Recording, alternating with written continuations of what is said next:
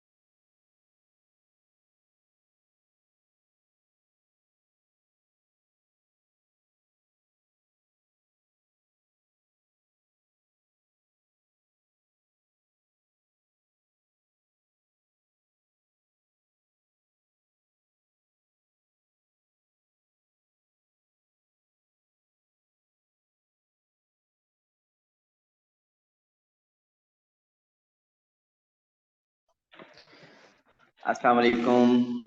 Good evening, everyone.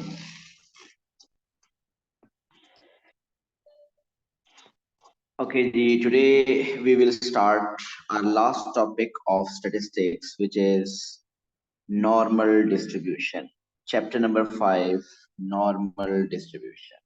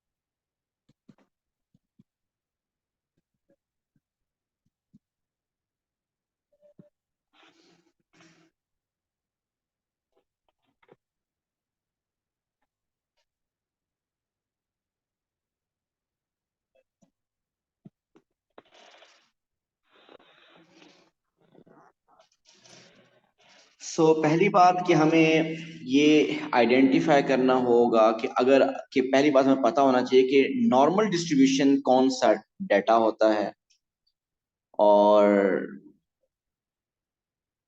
इसको हम कैसे करेंगे?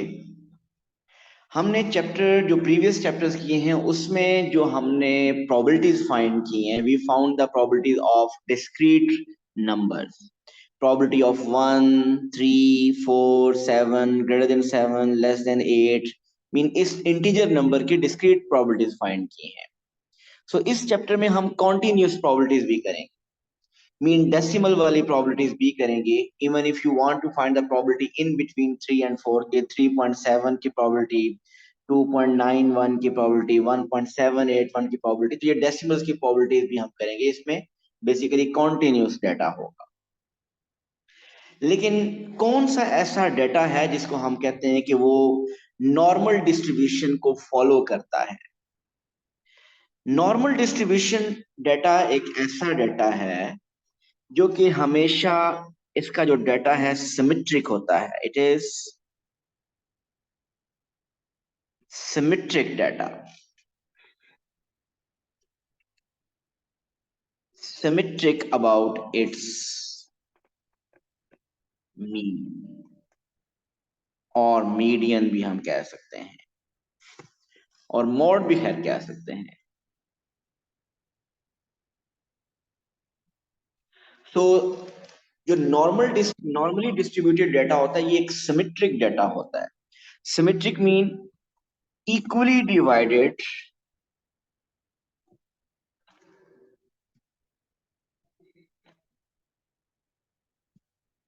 on the left and right of the mean, equally divided on the left and right of the mean। कोई example लेते हैं फिर समझते हैं कि क्या इसका मीनिंग है।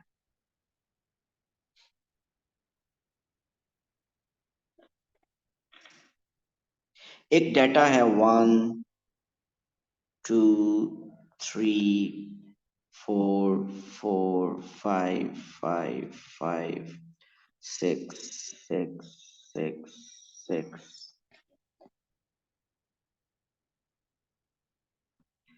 7, 7, 7, 8, 8, 9, 10, 11। इस डाटा को जरा आप अच्छी तरह ऑब्जर्व कीजिए। मैंने ये एक सिमेट्रिक डाटा है। अगर हम इस डाटा का अगर हम हिस्टोग्राम ड्रॉ करें, कैसा होगा इसका हिस्टोग्राम? अगर मैं y एक्सिस,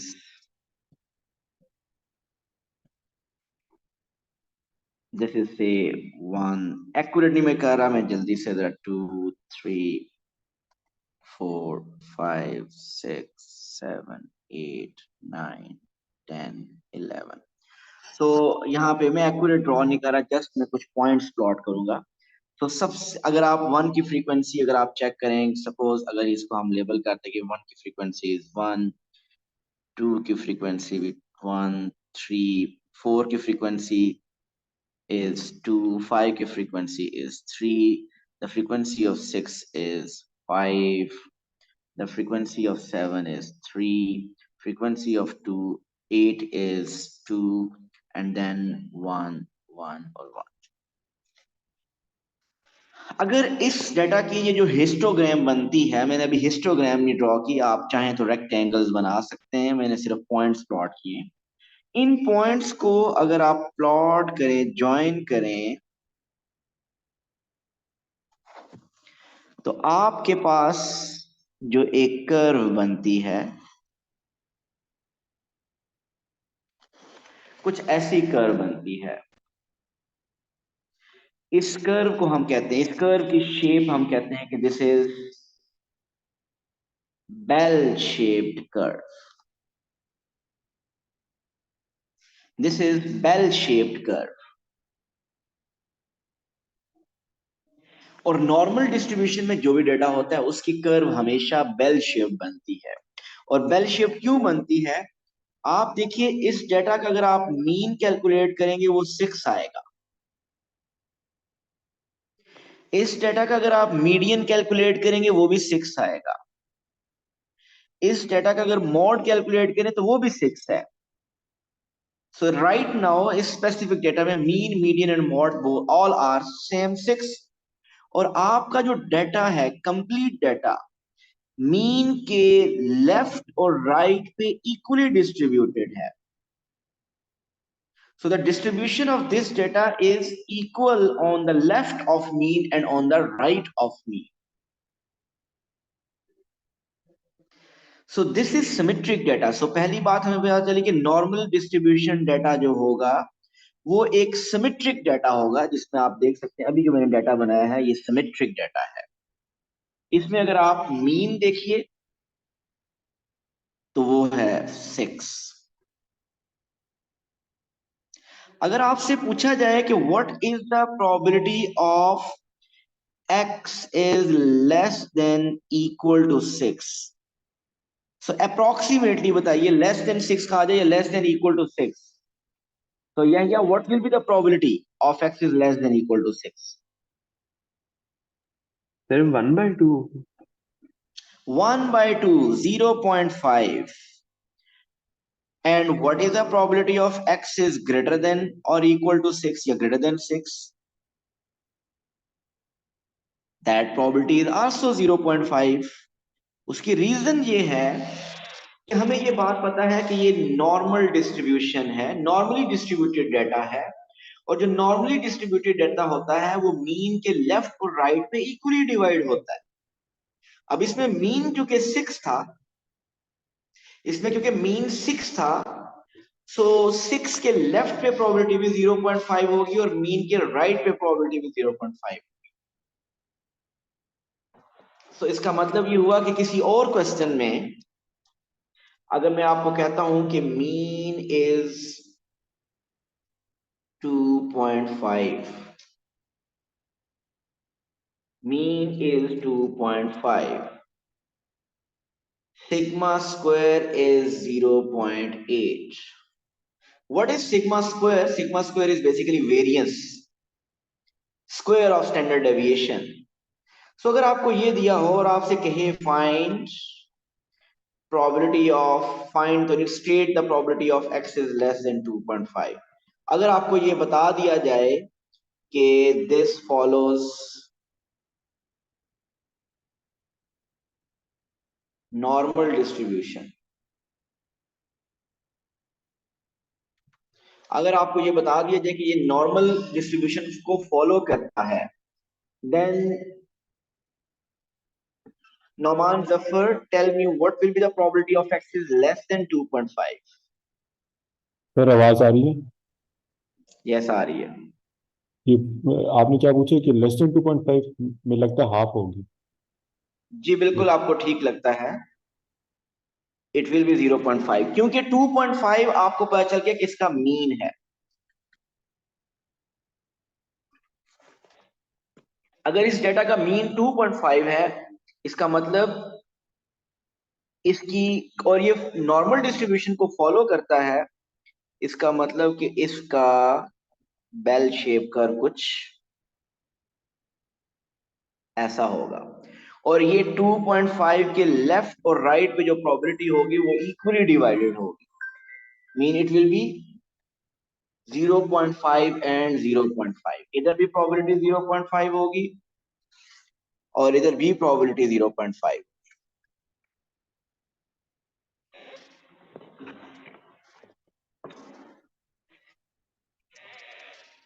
एक नोटेशन यूज होती है x,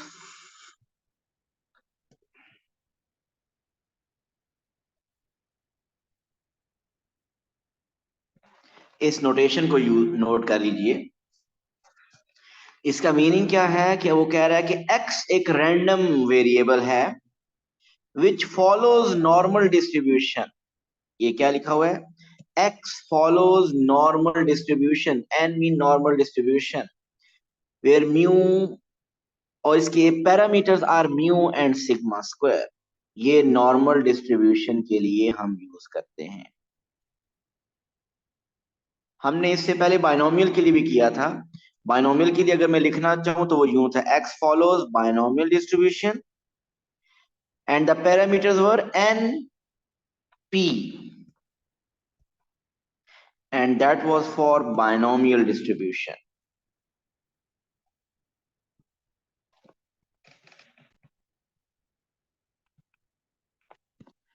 और ज्योमेट्रिक डिस्ट्रीब्यूशन के लिए अगर लिखा हो x follows geo, और उसका जो पैरामीटर है वो एक ही था और वो था p. This is for geometric distribution.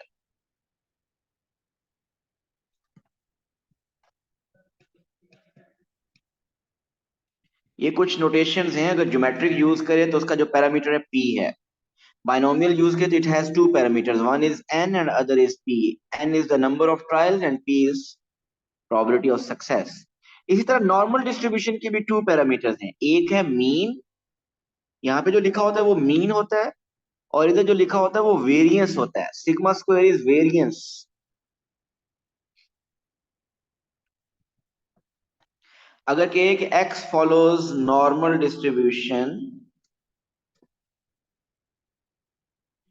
with 12 and 1.3, so इसका क्या मीनिंग है? What is this 12? ये 12 क्या है?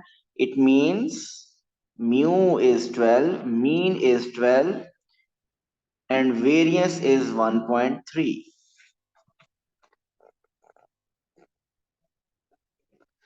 ओके, अभी तक एक तो ये नोटेशन मैंने थोड़ी सी आपको बताई नॉर्मल डिस्ट्रीब्यूशन की, और इससे पहले मैंने आपको बताया कि नॉर्मली डिस्ट्रीब्यूटेड डेटा किस तरह का डेटा होता है. ये एक ऐसा डेटा होगा जो मीन के लेफ्ट और राइट पे इक्वली डिस्ट्रीब्यूटेड होगा, और ये सिमेट्रिक डेटा होगा. Next is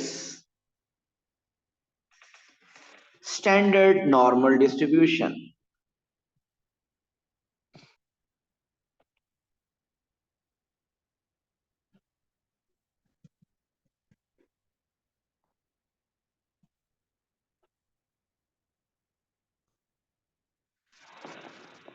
So what is standard normal distribution?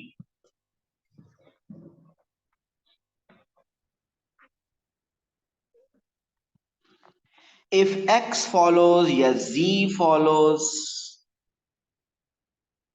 normal distribution with 0, 1,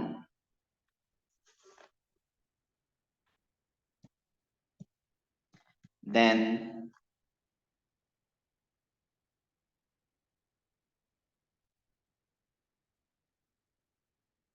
it is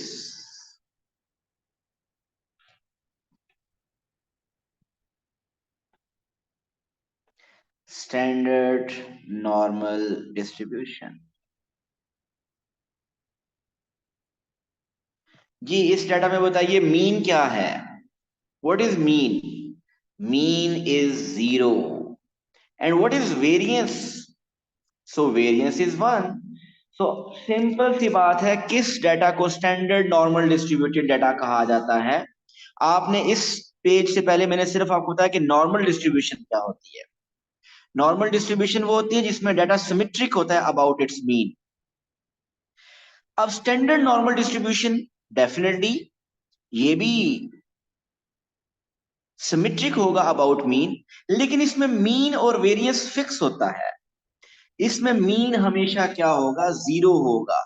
सो आसान वर्ड में कि अगर किसी नॉर्मली डिस्ट्रीब्यूशन डाटा का मीन 0 है और वेरिएंस 1 है, ऐसे डाटा को हम स्टैंडर्ड नॉर्मल डिस्ट्रीब्यूटेड डाटा कहते हैं. If mean is 0 and variance is 1, then it is standard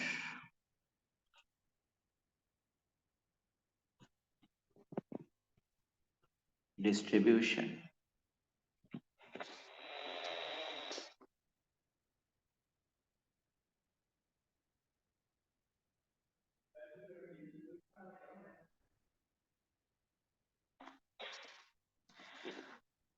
So अगर स्टैंडर्ड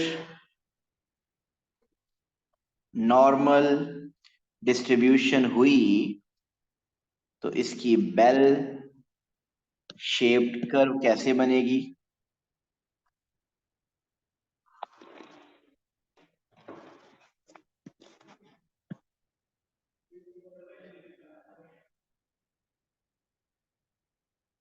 y एक्सिस पे ठीक होगी।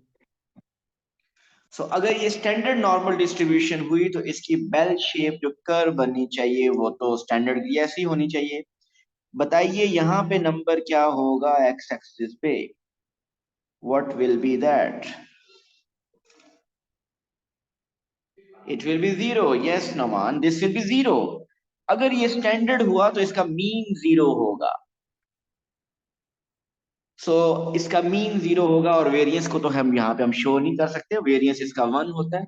अगर ये मीन जीरो है, so it means this is standard normal distribution. So what's the probability of x is less than 0? 0.5. What's the probability of x is greater than 0? It will be 0.5. ठीक हो गया? अभी हम स्टैंडर्ड नॉर्मल डिस्ट्रीब्यूशन हम जो पढ़ रहे हैं वो क्यों पढ़ रहे हैं इसकी बात करते हैं अभी, और थोड़ा सा एक और काम कर लेते हैं।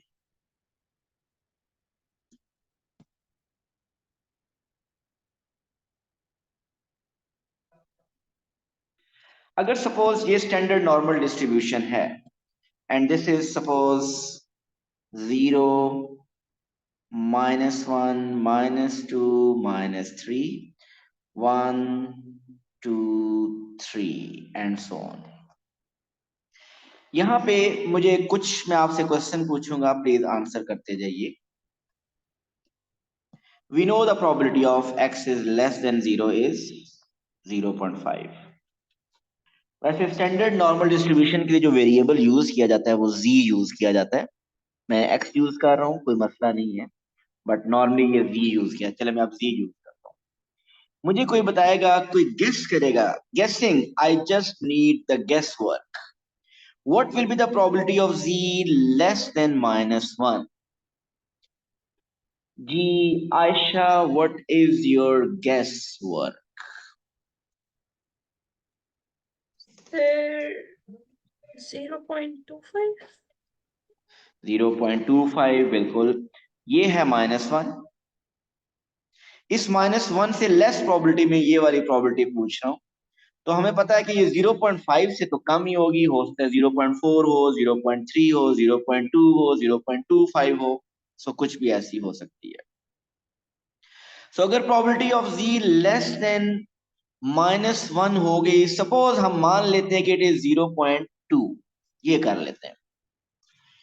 कीपिंग दिस इन माइंड कि probability of z is less than -1 is 0.2, Mohammad Bakhshi, can you tell me what's the probability of z greater than 1?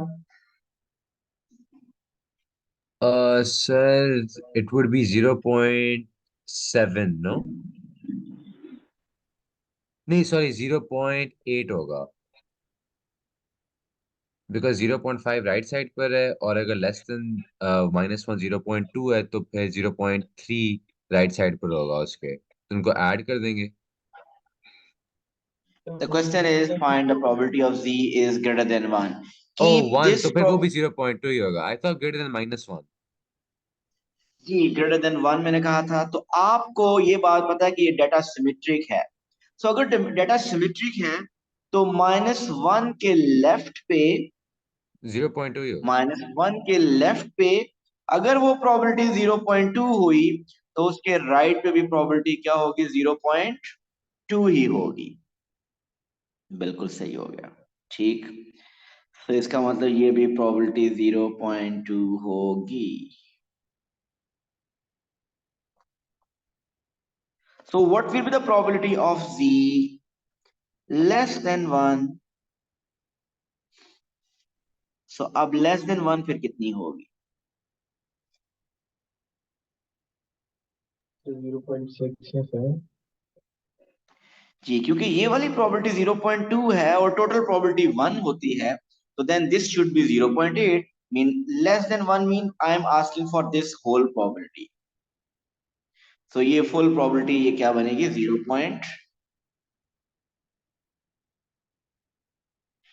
So Hamza, we have just estimated कि it's 0.2 जो स्टार्ट में हमने किया। हो सकता है कि आप 0.2 कह देते, 0.3 भी कहते, 0.4 भी कहते, बट एक बात कंफर्म है कि आप -1 से लेस प्रोबेबिलिटी कभी 0.5 नहीं कह सकते, 0.5 से ग्रेटर नहीं कह सकते। इट इज ऑब्वियस कि 0 से लेस, इस नंबर से लेस प्रोबेबिलिटी 0.5 है। तो अगर -1 से लेस करनी है तो वो 0.4 आप कह सकते हैं, 0.3 कह सकते हैं, 0.2 भी कह सकते हैं, सो कुछ भी कह सकते हैं। अब हमने ये प्रोबेबिलिटीज फाइंड करनी है एक्यूरेटली। अब ये हमने प्रोबेबिलिटीज एक्यूरेट, अभी तो आप जस्ट एस्टिमेट कर रहे थे, सो हम जो एक्यूरेट प्रोबेबिलिटीज फाइंड करेंगे वो कैसे फाइंड करेंगे? उसके लिए एक टेबल यूज होता है जिसको हम कहते हैं नॉर्मल डिस्ट्रीब्यूशन टेबल। ये टेबल आपको एग्जाम में गिवन होगा, आप उस टेबल को यूज करके प्रोबेबिलिटीज फाइंड किया करेंगे। अब नॉर्मल डिस्ट्रीब्यूशन टेबल जो है, this is only for standard normal distribution. Mean ये स्टैंडर्ड नॉर्मल डिस्ट्रीब्यूशन के लिए ये टेबल सेट हो गया है और अब आप उसकी प्रोबेबिलिटीज फाइंड कर सकते हैं। इस टेबल में जो प्रोबेबिलिटीज हैं हम उसको रिप्रेजेंट करते हैं फाई ऑफ जी से। हम इसको रिप्रेजेंट करते हैं फाई ऑफ जी से। उस टेबल में जो प्रोबेबिलिटीज हैं, मैं उस टेबल को थोड़ा सा एक्सप्लेन करने लगा हूं। उस टेबल में जो प्रोबेबिलिटीज हैं हम उसको फाई ऑफ जी से रिप्रेजेंट करते हैं। मीन फाई ऑफ जी का मीनिंग क्या होगा? Probability of capital ji less than equal to small G. Mean ये वाला जी बेसिकली ये है। अगर आपने z की प्रोबेबिलिटी फाइंड करनी है तो वो टेबल में प्रोबेबिलिटी, अगर इसको मैं डिफरेंट वर्ड्स में अगर शो करूं, for example if you want to find the probability of 1.2, so it means if phi of 1.2 mean probability of z less than equal to 1.2।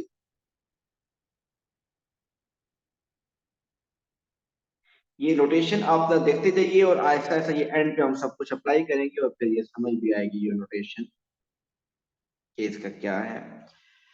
सो अगर आपको क्वेश्चन में कैलकुलेट फाइंड करना हुआ probability of z less then 0.481, अगर आपको probability of z is less then, अच्छा less than और equal का ऐसा कोई मसला नहीं है क्योंकि ये प्रोबेबिलिटीज एस्टिमेटेड होंगी, तो लेस और इक्वल, अगर इक्वल साथ ना भी हो तो कोई इशू नहीं है फिलहाल।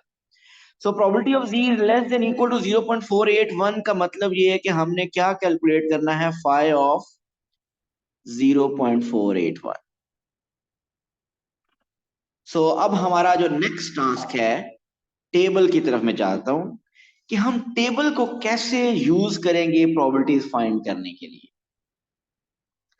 सो let's use the table, let me show you the table.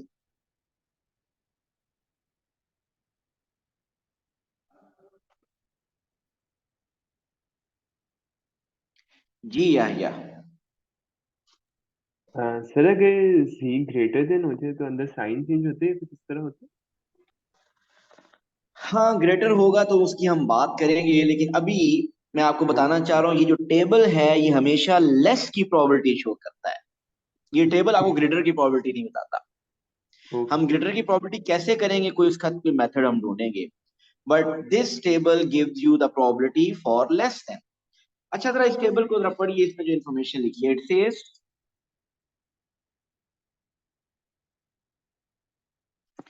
normal distribution function, if z has a normal distribution with mean 0 and variance 1,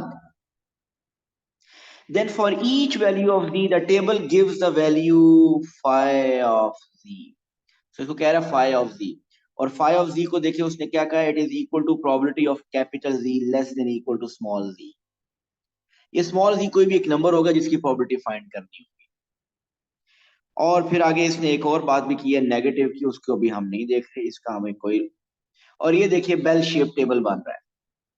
mean bell shape में देखिए अगर वो कह रहा है कि ये जी है, ये जी है, तो इसको वो कह रहा है कि फाई ऑफ जी बेसिकली कौन सा रीजन है, जो शेडेड रीजन है।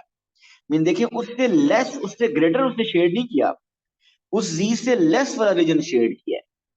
सो बताना ये चाह रहा है कि ये जो टेबल अभी आप यूज करने लगे हैं, ये किसी भी नंबर से लेस की प्रोबेबिलिटी आपको बताएगा, ग्रेटर की प्रोबेबिलिटी नहीं बताएगा। ग्रेटर की कैसे करेंगे वो हमारा नेक्स्ट स्टेप होगा। अभी हम पहले इस टेबल को रीड करना सीख लेते हैं। अब इस टेबल में देखिए, तो स्टार्ट में यहां पे देखिए आपके पास दिस इज रिटन जी। टेबल आप लोगों को ये नजर आ रहा है ना सही तरह? जी सर, नजर आ रहा है। ओके। और इसका एक वर्टिकल कॉलम है ये, जिस पे क्या लिखा हुआ है 0.1 0.2 0.3 0.4, और ये कहां तक जा रहा है 0.5 0.6 1 1.0 1.1 1.5 1.8 2.0 2 पॉइंट। आप देखिए ये कॉलम जा रहा है हॉरिजॉन्टल, वर्टिकल कॉलम 2.9 तक जा रहा है। और फिर अगर हॉरिजॉन्टल कॉलम की तरफ आए तो इसके ऊपर क्या लिखा हुआ है 0 1 2 3 4 5 6 7 8 9। और उसी हॉरिजॉन्टल कॉलम के आगे एक और भी लिखा हुआ है एड 1 2 3 4 5 6 7 8 9। Now let's see how to use this table to find the probability. याद रखिए ये टेबल आपको प्रोबेबिलिटीज बता रहा है। ये नॉर्मल डिस्ट्रीब्यूशन फंक्शन टेबल जो है ये प्रोबेबिलिटीज बता रहा है। Suppose we want to find the probability of z is less than equal to 1.234। जो स्टैंडर्ड आपका डिस्ट्रीब्यूशन है, हमें पता है कि जीरो से लेस प्रोबेबिलिटी 0.5 होती है। We want to find the probability of z less than equal to 1.234, accurate probability find करना चाह रहे हैं। सो जरा प्लीज अच्छी तरह समझिएगा। We want to find the probability of, so इसका मतलब हम फाइंड करना चाह रहे हैं फाई ऑफ 1.234, ये फाइंड करना चाह रहे हैं। सो सबसे पहले देखिए 1.2, आप पहले इस वर्टिकल कॉलम में जो कि 1 डेसिमल प्लेस तक है उसमें 1.2 सर्च करेंगे। हियर इज 1.2, सर्च कर लिया। 1.2 के बाद नेक्स्ट आता है 3। इस 3 को हम हॉरिजॉन्टल कॉलम में सर्च करेंगे, मीन यहां पे 3 के नीचे आ जाइए, 1.2 के राइट पे आ जाइए।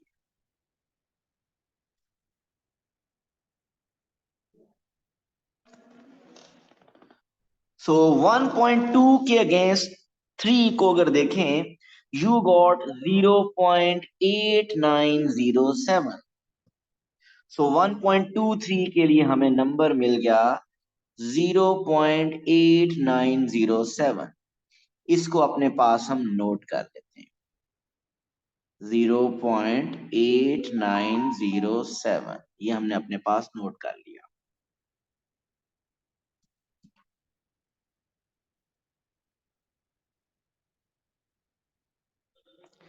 अभी हमने 1.23 को देख लिया। अब ये एक और डिजिट है हमारे पास 4। हमने वर्टिकल कॉलम भी देख लिया 4, और हॉरिजॉन्टल कॉलम भी देख लिया। अब इस 4 को कहां देखना है? आपके पास एक और हॉरिजॉन्टली एक और कॉलम भी है जिसके ऊपर नंबर लिखे हुए 1 2 3 4 5 6 7 8 9।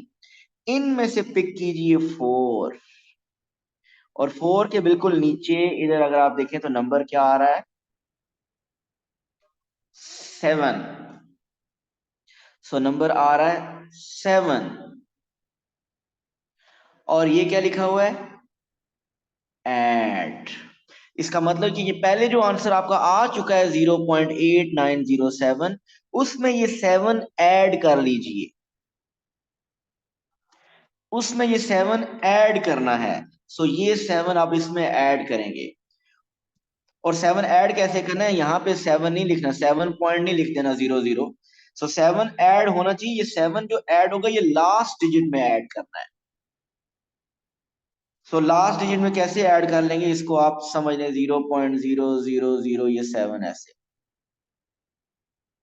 सो ये 7 जो ऐड करने वाला ये लास्ट डिजिट में, या आप एक काम करेंगे अपने कैलकुलेटर में सिंपली 89 डेसिमल लिखी ना, 8907 में 7 ऐड कर लें, यू विल गेट 8914। आपके पास नंबर क्या बनेगा, 8914। तो आपके पास बन गया 0.8914। So this is the exact probability of z is less than equal to 1.234. The probability is 0.8914. जी, मुझे उम्मीद है इस एग्जांपल से ये टेबल यूज करना काफी हद तक समझ आ गया होगा। Let's take one more example.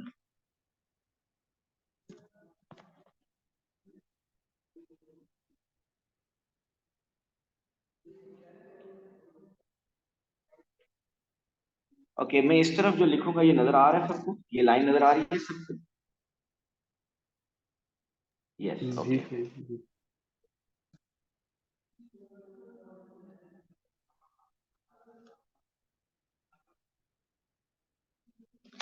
Okay, suppose the question is we want to find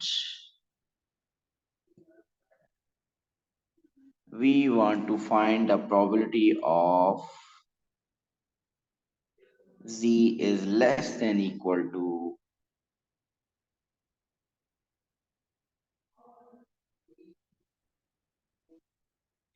0.853, 0.853।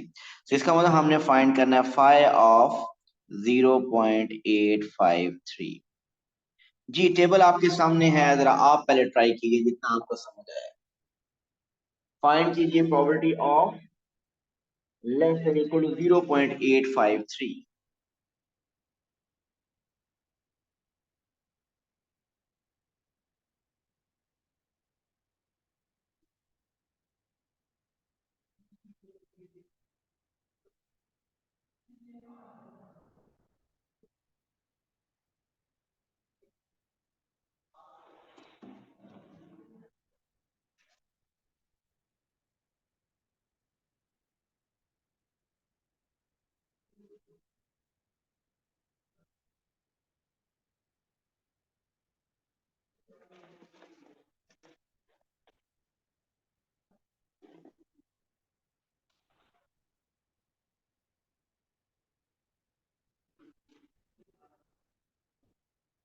Saad is saying 0.8031.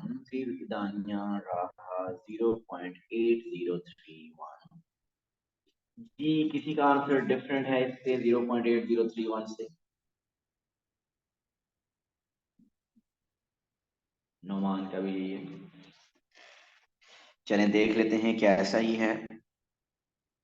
सबसे पहले 0.8 को 5 में देखना है। 0.8 को हमने 5 में देखना है और वो नंबर क्या बना, 0.8023। अब इसको 3 में चेक करना है। सो 3 मीन 3 को चेक किया तो इट इज 8। सो 0.8023 में 8 ऐड करना है। सो 8023 में 8 ऐड करें तो 8031 बन जाएगा। So yes, you are right, the probability is 0.8031। जी, क्लियर है सबको प्रोबेबिलिटी ये वाला?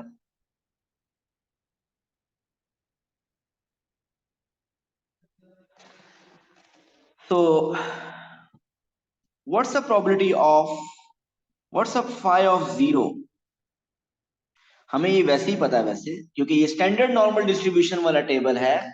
सो probability of less than equal to 0 आपकी 0.5 होगी, और आप चेक करते हैं 0.0 को 0 में चेक करें और तो आंसर क्या आएगा, 0.5 ही आएगा।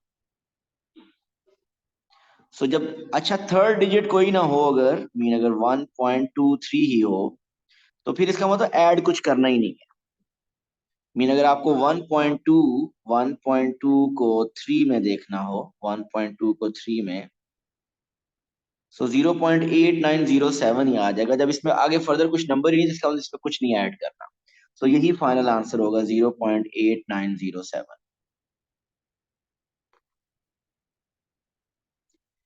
ओके, सो ये टेबल आपको नेगेटिव की प्रोबेबिलिटीज नहीं देता, पॉजिटिव नंबर की प्रोबेबिलिटी देता है और उस नंबर से लेस की प्रोबेबिलिटी देता है। अब देखिए ये उसने क्या लिखा है, for negative values of z use phi of minus z is equal to 1 minus phi of z। कहता है नेगेटिव की प्रोबेबिलिटी करनी है तो आप 1 में से माइनस कर लो पॉजिटिव वाली प्रोबेबिलिटी। क्या आप लोगों को इसकी लॉजिक समझ आ रही है, ऐसा क्यों है? अगर ये हो आपके पास बेल शेप कर्व, ठीक,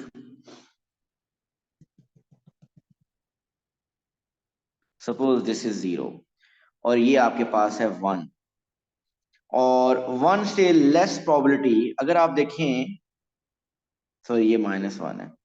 सो -1 से लेस अगर प्रोबेबिलिटी चेक करें, -1 से लेस,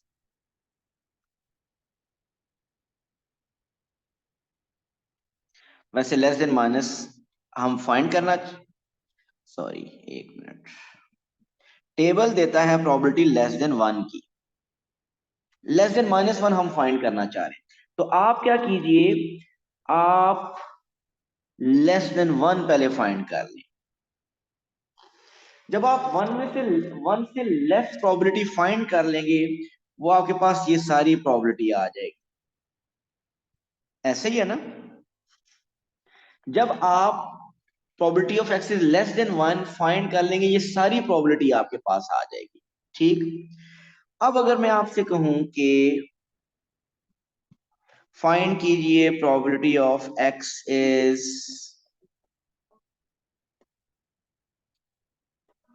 ग्रेटर देन 1,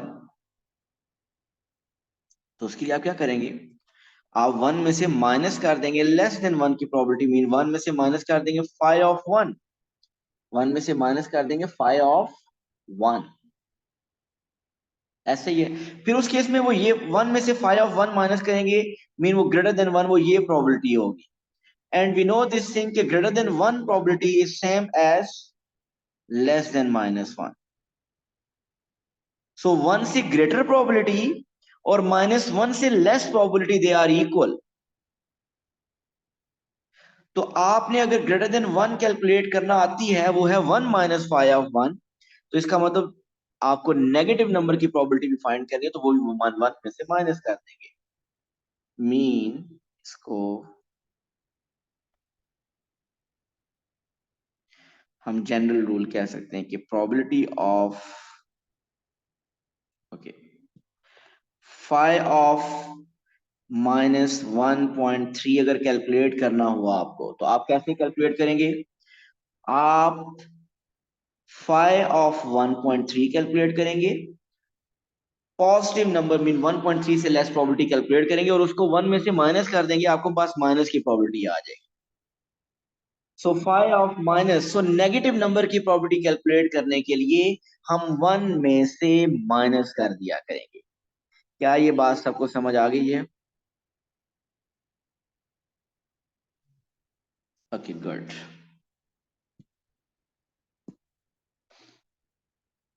कुछ रूल्स ये हम लिख लेते हैं कि ये प्रोबेबिलिटीज के, हाँ हम अपने नोट्स लिख रहे हैं।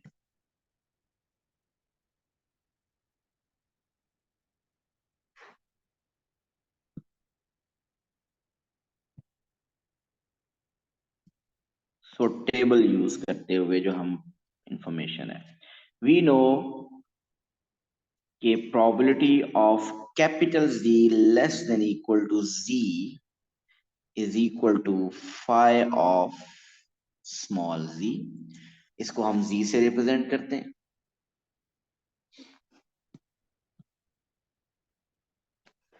अगर हमने probability of capital Z less than equal to negative z calculate करनी हो तो हम क्या करेंगे, हम 1 में से phi ऑफ z माइनस कर देंगे। सो नेगेटिव की प्रोबेबिलिटी आ जाएगी।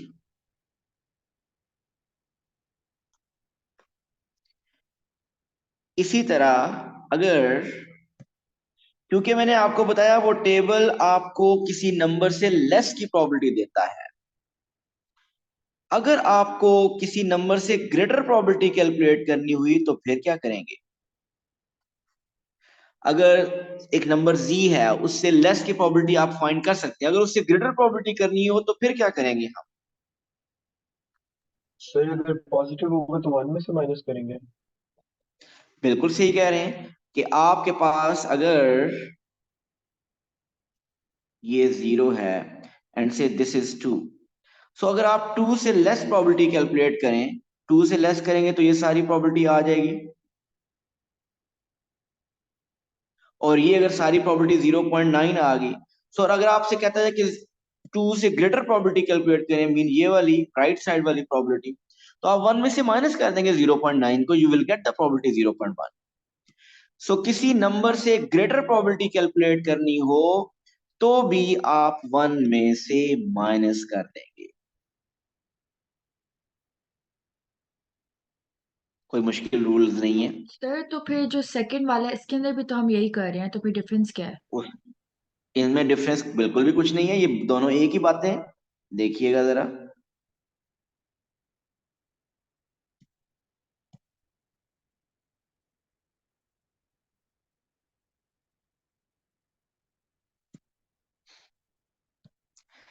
अगर ये z है सपोज, या z नहीं, एग्जैक्ट नंबर 1.2 है और ये 1 माइनस 1.2 है, मुझे ये बताइए माजेब, लेस देन माइनस 1.2 का मतलब ये लेफ्ट साइड वाली प्रोबेबिलिटी, और ग्रेटर देन 1.2 का मतलब क्या है, ये राइट साइड वाली प्रोबेबिलिटी। क्योंकि ये ग्राफ सिमेट्रिक है तो क्या ये दोनों प्रोबेबिलिटीज इक्वल होंगी।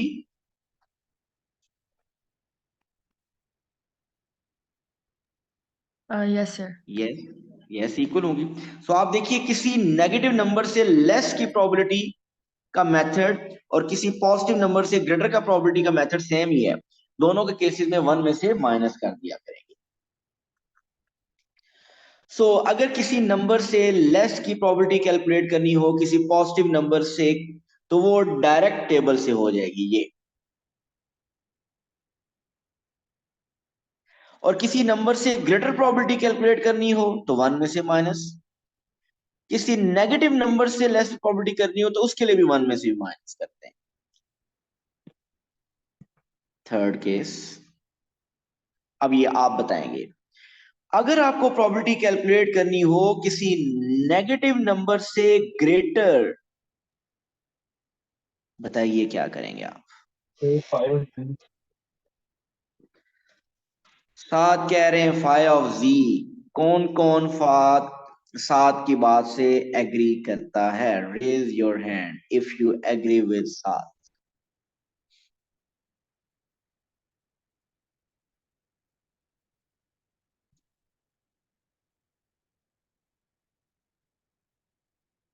वन वोट फॉर सात, टू वोट्स,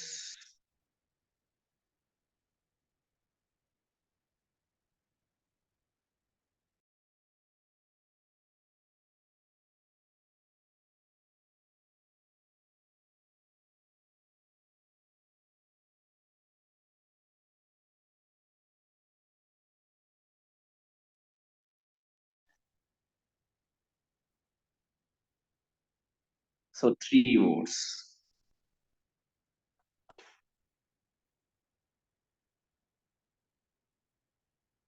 जी बिल्कुल ठीक कह रहे हैं, फोर्स काफी ज्यादा हो गए अब तो। बिल्कुल ठीक कह रहे हैं कि देखिए, अगर आपको सबसे पहले ग्रेटर की करनी है तो वन में से माइनस, ग्रेटर करने के लिए भी वन में से माइनस करते हैं, नेगेटिव की करने के लिए भी वन में से माइनस करते हैं, तो यहां ग्रेटर और नेगेटिव दोनों है, तो इसका मतलब दो दफा वन में से माइनस करना है। तो चलें देखें, फाइव ऑफ जी को पहले वन में से माइनस करें, अब इसको दोबारा वन में से माइनस करें। सो ये बनेगा one minus one plus phi of z. So one minus one तो जीरो हो गया, so phi of z. So it's the same thing. जी Mohammad Suleman, do you want to ask something? Okay, so ये three rules अभी तक बन चुके हैं हमारे, कि एक तो डायरेक्ट प्रोबेबिलिटी टेबल से कैसे है, किसी भी नंबर से लेस की प्रोबेबिलिटी, किसी भी पॉजिटिव नंबर से लेस की प्रोबेबिलिटी के लिए डायरेक्ट टेबल यूज करेंगे। नेगेटिव करने के लिए वन से माइनस, किसी नंबर से ग्रेटर करने के लिए भी वन से माइनस, और अगर नेगेटिव भी हो और ग्रेटर भी हो तो कुछ भी नहीं करना, डायरेक्ट फाइव ऑफ दी, क्योंकि वो दो दफा माइनस से माइनस करना पड़ता है और वही आंसर बन जाता है।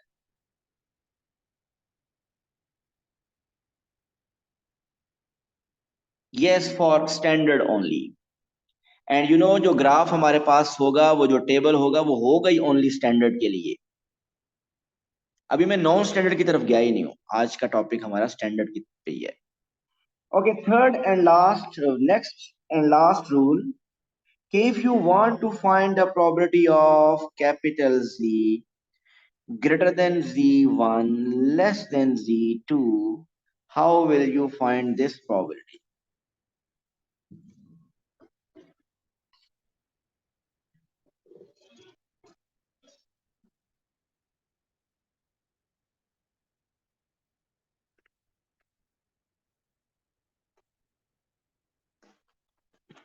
जी देखिए, हाँ, फिर Z1 और Z2 दोनों की निकाल के 1 से माइनस कर देंगे। यस बिल्कुल ऐसा ही है, मेरा ख्याल है आप यही कहना चाह रहे हैं कि Z2 में से Z1 की प्रोबेबिलिटी माइनस कर। हाँ जी, तो एक ही बात है, ठीक है। ये है जीरो, सपोज के ये वन है और दिस इज टू। अगर मुझे वन और टू के दरमियान वाली प्रोबेबिलिटी फाइंड करनी हुई, ये वाली, तो कैसे फाइंड करूंगा ये? तो पहले लेस देन टू करेंगे। हाउ?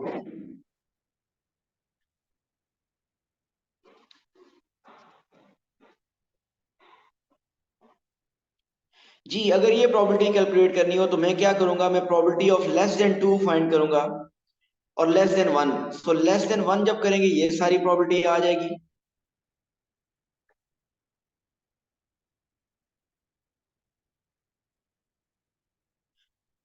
और जब लेस देन टू करेंगे तो फिर वो फुल प्रोबेबिलिटी टू से लेस की सारी आ जाएगी। सो उन दोनों को हम सब्ट्रैक्ट करेंगे। सो अगर इस एग्जांपल में देखें तो it means, if you want to find probability of z greater than equal to one less than equal to two, तो आप क्या कर लेंगे, we will find phi of two minus phi of one.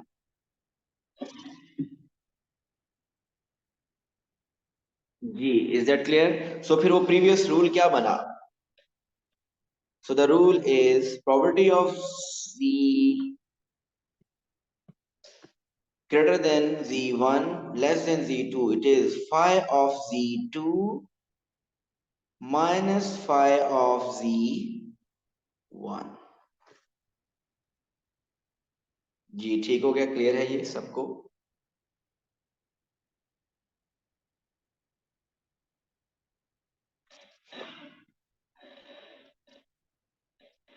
Okay, एक question हम attempt करेंगे और फिर इस बात को एंड करना है। मुझे बताइए कि अगर मैं अब आपको कह दूं find the probability of z greater than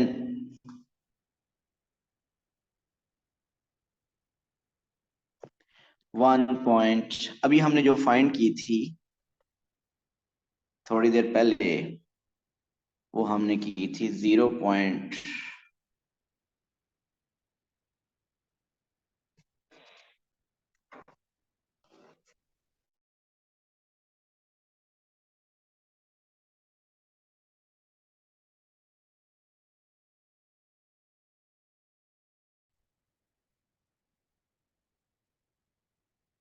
sorry मुझे पता नहीं चला और टैब की चार्जिंग एंड हो गई। एनीवेज, आई होप मुझे आप सुन सकते हैं सर। जी सर। जी सर। तो इसको हम फिर ऐसा करते हैं, अब हम यहीं पे स्टॉप करते हैं। और आप ये जो रूल्स हैं, मैं भी जो स्टैंडर्ड टेबल है वो ग्रुप में सेंड कर देता हूँ, नॉर्मल डिस्ट्रीब्यूशन टेबल।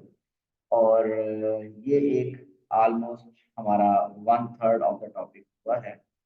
तो इंशाल्लाह हम कल फर्दर एक्सटेंड करेंगे। See you tomorrow. Thank you so much. अल्लाह हाफ़िज़। सर ये लेक्चर भेज देंगे वो, ये वाला लेक्चर अगर रिकॉर्ड हुआ? सॉरी दोबारा बोलिएगा। सर ये वाला लेक्चर जो अभी हुआ है, ये रिकॉर्ड अगर हुआ है तो ये भेज देंगे? मैं भेज दूंगा। चलिए, ओके। Sir okay. ये टेबल उसमें फॉर्मूला शीट में है ना? हाँ जी, फॉर्मूला शीट में है, मैं अभी आपको वैसे भेज देता हूँ। बस ठीक है। राफ ओके, सर। अल्लाह सर हाफ़िज़। क्रिकेट खेलेंगे आप फिर? सॉरी, क्रिकेट खेलेंगे सर क्या ना? जितना आज खेला है पता नहीं सुबह उठा भी जाएगा या नहीं। सर अगर हुआ तो बेशक सुबह खेल लेंगे 8 to 9, 9 to। चलो देखते हैं कल। चलिए, ओके। ओके, अल्लाह। अल्लाह हाफ़िज़।